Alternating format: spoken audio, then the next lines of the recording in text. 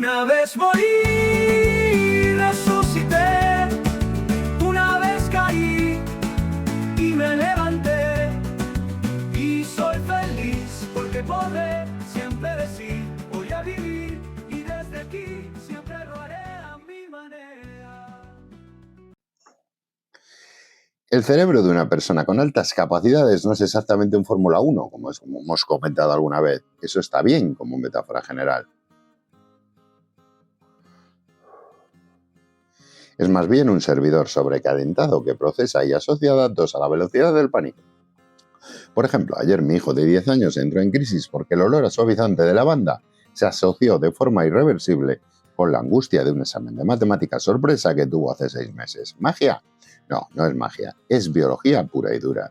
Hoy vamos a destripar el tema 3 de la psicología del aprendizaje, los mecanismos asociativos y las teorías del condicionamiento clásico.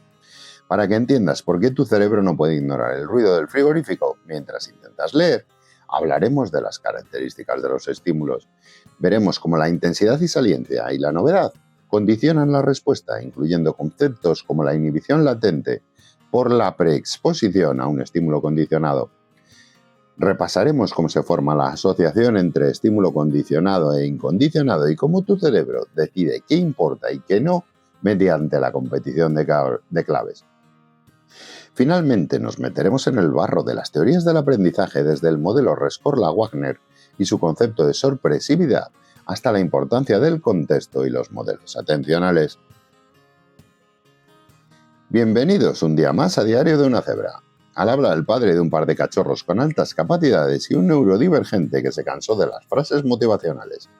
Si eres estudiante de la UNED, estás aquí porque necesitas aprobar psicología del aprendizaje sin tragarte la paja académica y la grasa de los manuales de 1000 páginas. Te lo voy a dar masticado, crudo y directo.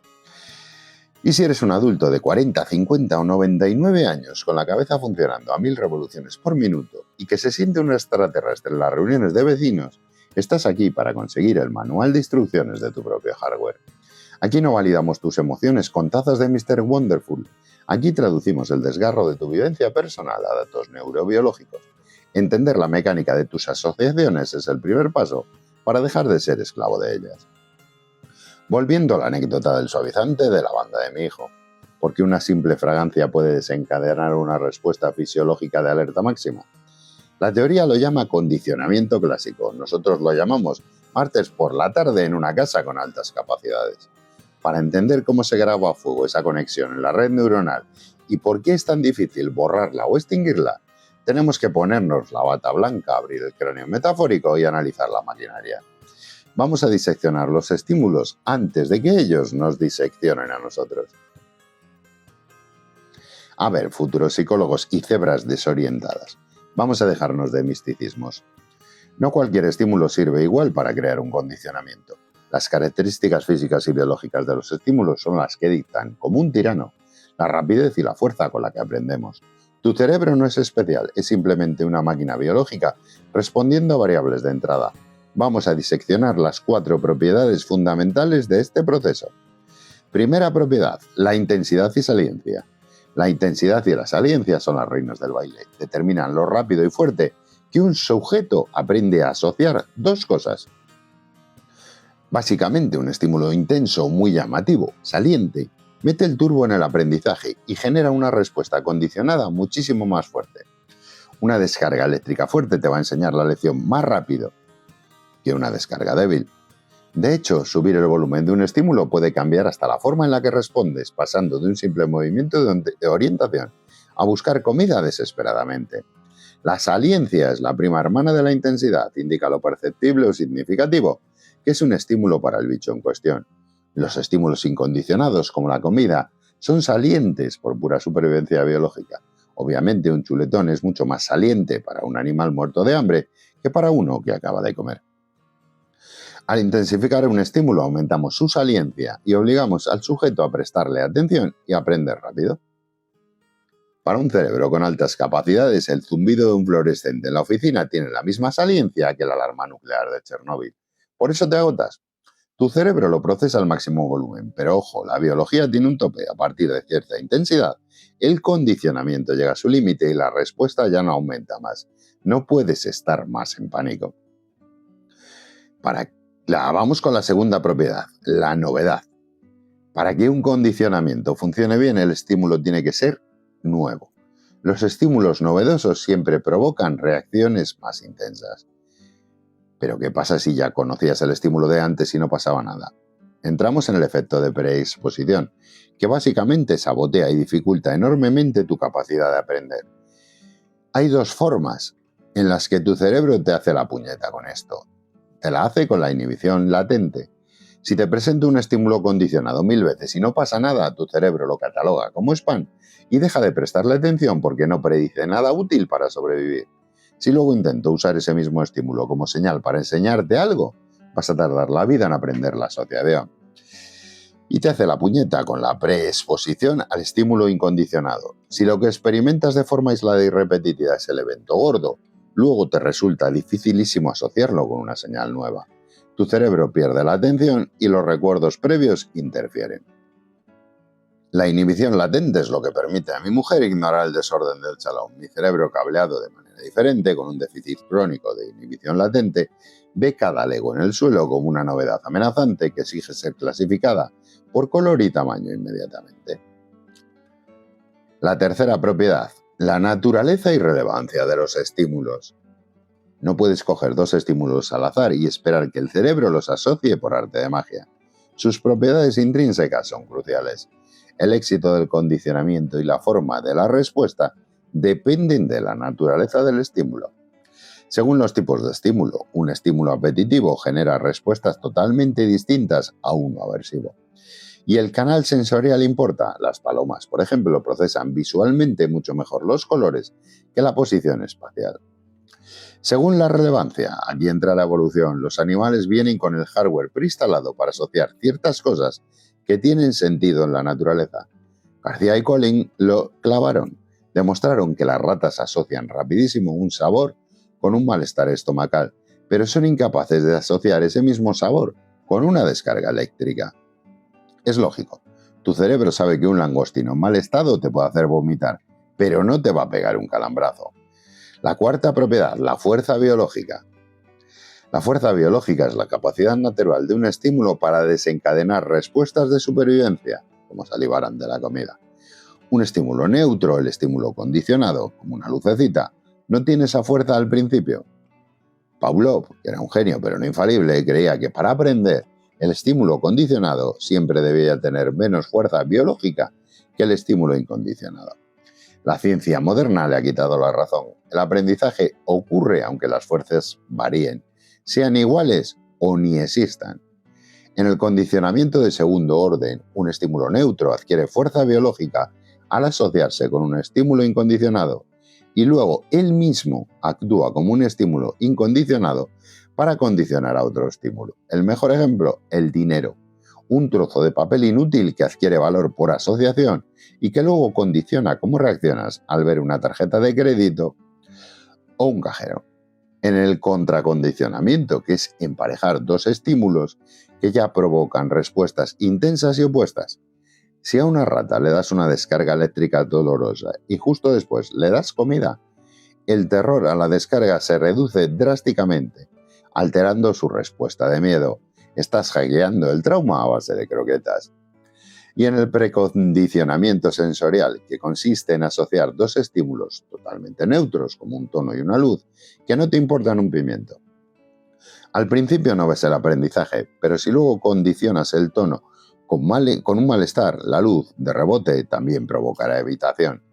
Eso demuestra que la fuerza biológica no hace falta para aprender, solo sirve para hacer el aprendizaje visible. La quinta propiedad, la contigüidad temporal. Por último, el tiempo. La contigüidad temporal. Los tiempos de presentación entre el estímulo condicionado y el incondicionado es vital.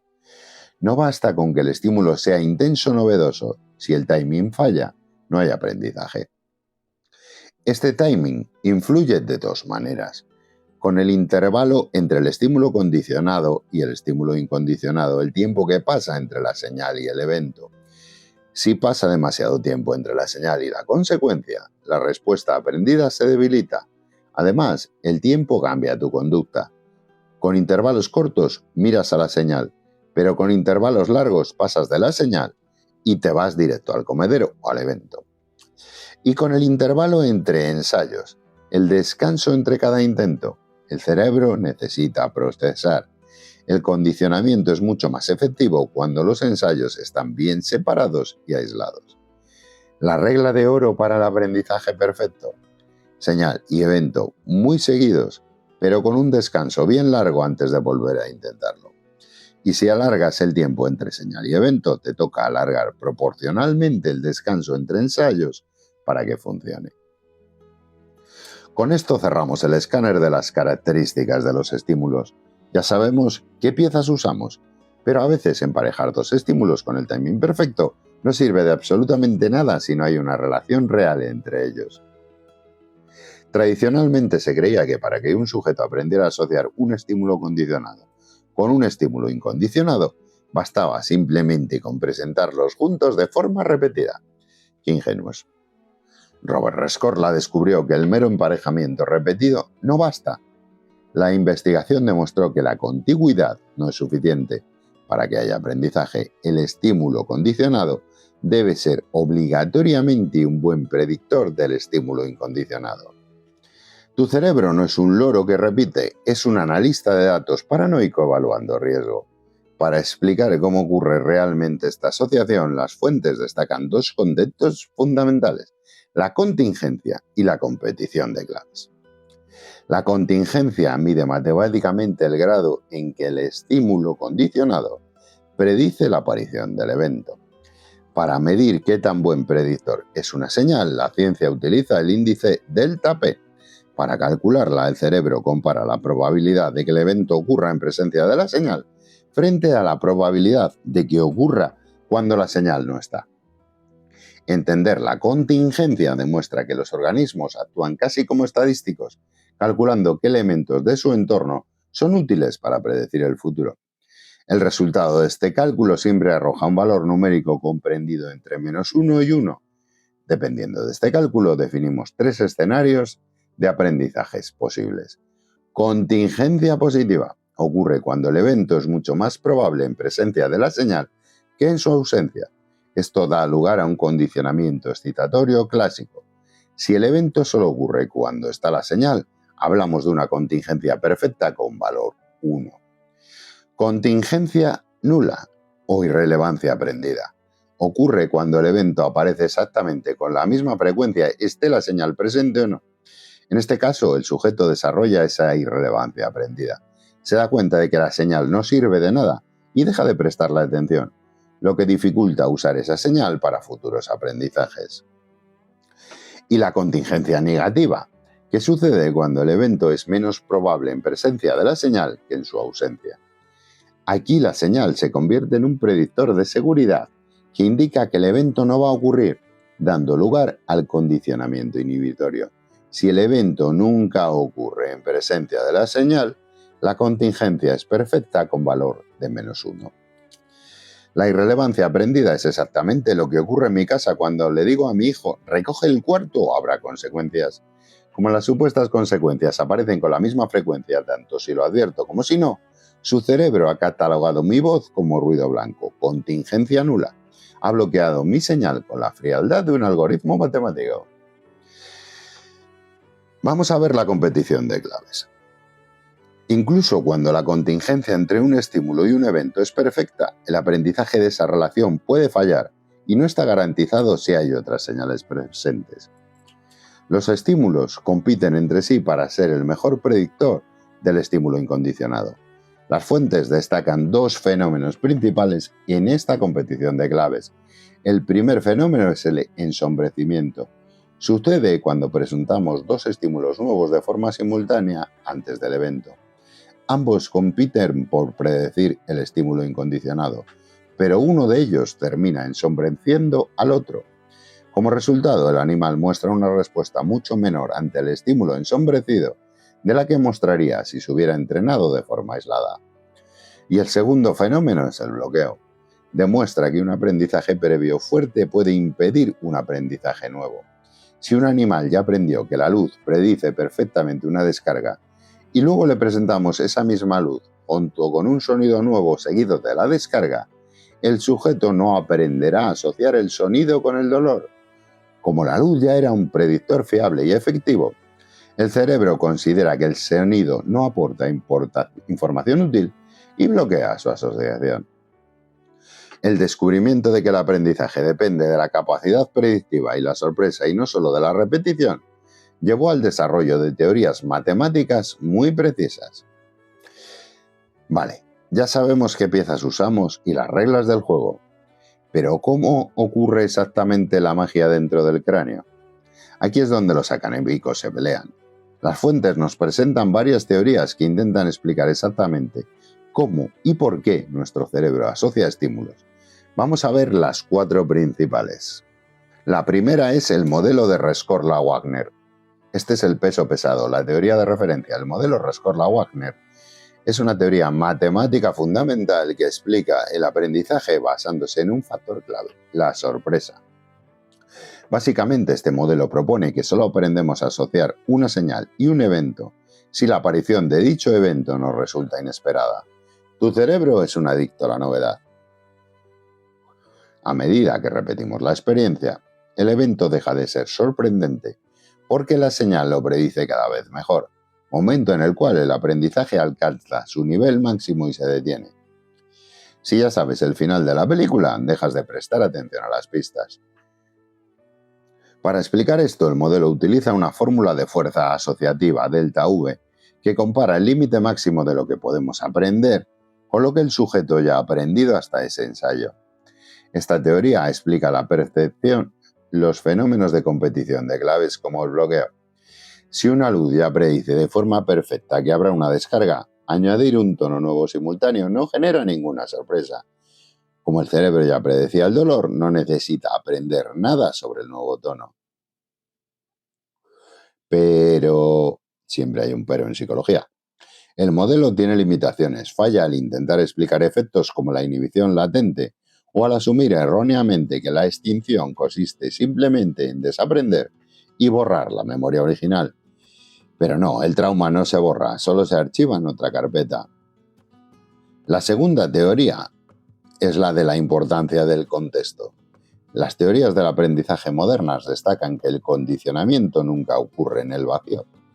El estímulo condicionado y el evento incondicionado siempre se presentan dentro de un entorno físico específico, lleno de olores, colores y formas particulares.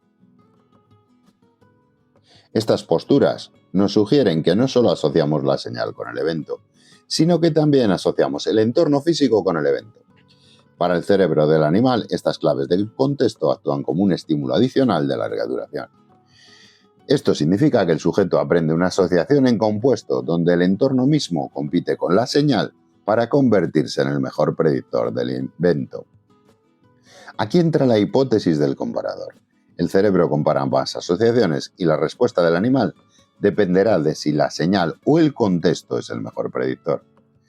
De hecho, el animal evalúa la contingencia comparando la probabilidad de que el evento ocurra cuando están presentes la señal y el contexto juntos, frente a la probabilidad de que ocurra cuando solo está el contexto. En resumen, el contexto es tan importante que puede llegar a bloquear o ensombrecer el aprendizaje de una señal si el entorno resulta ser un mejor predictor. Por eso, si te atracan en un callejón oscuro mientras suena Mozart de fondo, es probable que tu cerebro asocie el miedo al callejón más que a la sonata, porque los callejones oscuros suelen ser mejores predictores de puñaladas que la música clásica. A menos que el atracador sea un músico frustrado, claro está. La tercera teoría nos habla de los modelos atencionales. Vamos a ver a qué le hacemos caso. Las teorías atencionales explican el condicionamiento basándose en cómo distribuimos nuestra atención frente a los estímulos. Se centran en cómo repartimos nuestros recursos de atención, ofreciendo una alternativa al modelo de Rescorla-Wagner, el cual se centraba únicamente en cuánta sorpresa generaba el evento. Hay dos bandos enfrentados aquí. La teoría de McIntosh, el pelotas.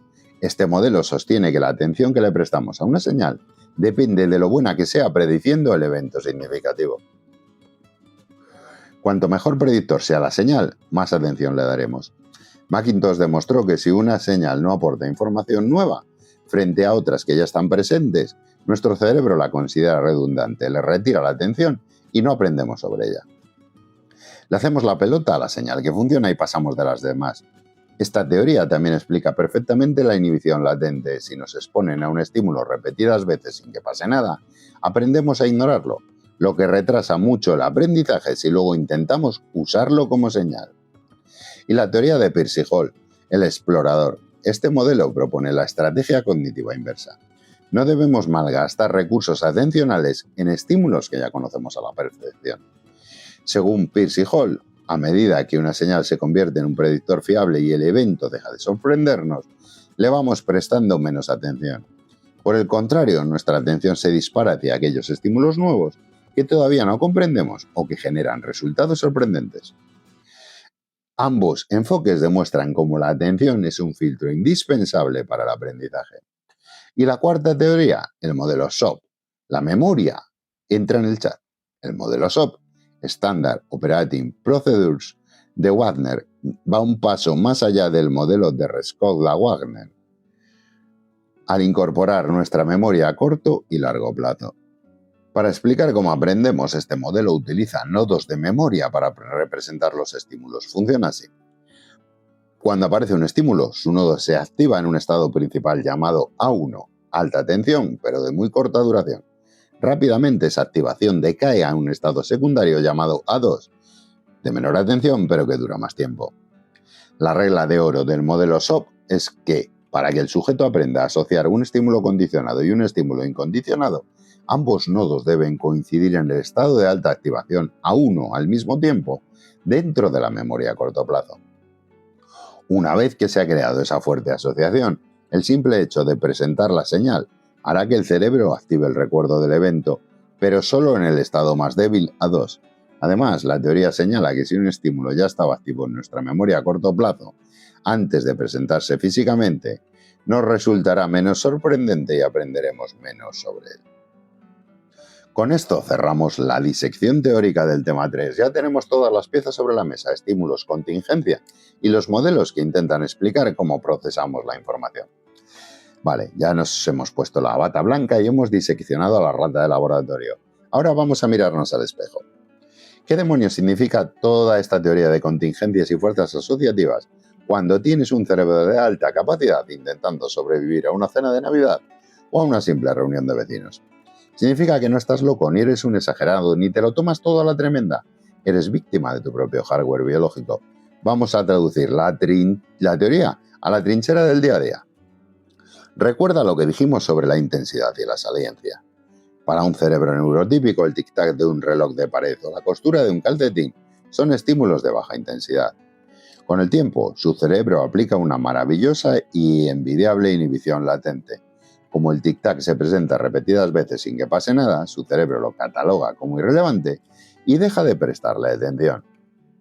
En nuestro caso, el filtro anti-spam ya sabes que viene roto de fábrica. Nuestro cerebro procesa esa etiqueta del jersey rozando la nuca con la misma urgencia biológica que si tuviéramos un 100 pies venenoso trepando por la espalda. No podemos aplicar la teoría de Macintosh para retirar la atención, porque nuestro sistema atencional está hiperactivado. No te permite hacerle la pelota a la otra señal. Por eso, cuando alguien te dice, pues no le hagas caso al ruido, te entran ganas de explicarle la inhibición latente a base de libros de la UNED arrojados a la cabeza. No es que no queramos ignorarlo, es que biológicamente no podemos. Ahora la cosa se pone un poquito más divertida. Hemos visto que los organismos actúan como estadísticos calculando la contingencia, la delta P, para predecir el futuro. El problema de las cebras es que calculamos demasiado bien. Pensemos en las convenciones sociales neurotípicas. Te preguntan, ¿qué tal estás? Pero no quieren saber cómo estás realmente y solo quieren que digas, bien, ¿y tú? El cerebro neurodivergente analiza esto matemáticamente. La probabilidad de que el evento ocurra en presencia de la señal es exactamente la misma que si la señal no estuviera. El resultado es una contingencia nula. ¿Y qué hace el cerebro ante una contingencia nula? Desarrolla irrelevancia aprendida. Dejamos de prestar atención al ritual social porque no sirve para predecir nada útil y terminamos pareciendo bordes distantes o inadaptados. No somos asociales, somos estadísticamente rigurosos. El otro día mi cuñado me dijo, a ver si nos vemos pronto y tomamos un café. Mi cerebro procesó inmediatamente que en los últimos 4 años esa frase se ha pronunciado 12 veces y ha resultado en 0 cafés. Contingencia perfecta de -1, condicionamiento inhibitorio. Esa frase es ahora un predictor absoluto de que no nos vamos a ver. Así que le respondí, estadísticamente improbable, pero gracias. Mi mujer aún me está fulminando con la mirada. El modelo de Rescock-Warner nos dice que solo aprendemos cuando un evento nos sorprende. Pues bien, el cerebro altas capacidades odia la sorpresa casi tanto como ama la novedad. La sorpresa es algo inesperado, la novedad se puede consumir de manera progresiva. La sorpresa se come un ancho de banda cognitivo brutal, la novedad mola. Para evitar ese pico de sorpresividad, nos pasamos la vida hiperprediciendo. Escaneamos las claves del contexto y calculamos todas las posibles catástrofes antes de que ocurran. Construimos árboles de decisión mental para cada interacción trivial. Si le digo esto, me responderá aquello y entonces el nodo A1 de la teoría SOP se activará en mi memoria a corto plazo. El precio de no querer que nada nos sorprenda es la ansiedad crónica. Somos máquinas predictivas tan eficientes que nos autosaboteamos la tranquilidad. Si algo quiero que te lleves de este ladrillo teórico, ya seas un estudiante de la UNED al borde del colapso o un neurodivergente intentando entender por qué funciona, cómo funciona, es esto. Sustituye el juicio moral por el dato físico. No eres demasiado sensible, tienes una percepción alterada de la saliencia. No eres rencoroso. Tu memoria a largo plazo consolida los estímulos aversivos con una eficacia letal, creando un bloqueo que te impide asociar a esa persona tóxica con algo positivo, por más que te sonría. No eres un bicho raro. Tu contingencia predictiva simplemente no tolera la irrelevancia aprendida de las normas sociales absurdas. Conocer las piezas y las reglas de tu propio cerebro es el único camino para dejar de fustigarte por no ser como la mayoría. Es tu manual de instrucciones. Ábrelo, léelo y sobre todo deja de intentar instalar aplicaciones Windows en un sistema operativo Linux. Si este viaje a las entrañas de tus mecanismos asociativos te ha dejado con ganas de más o simplemente necesitas un refugio donde no te digan sonríe y se te pasará, pásate por diariodunacebra.com. Allí seguiré diseccionando el cerebro, riéndome de mis propias miserias atencionales y acumulando herramientas de supervivencias para cebras en un mundo de caballos. Allí te espero. Una vez morí.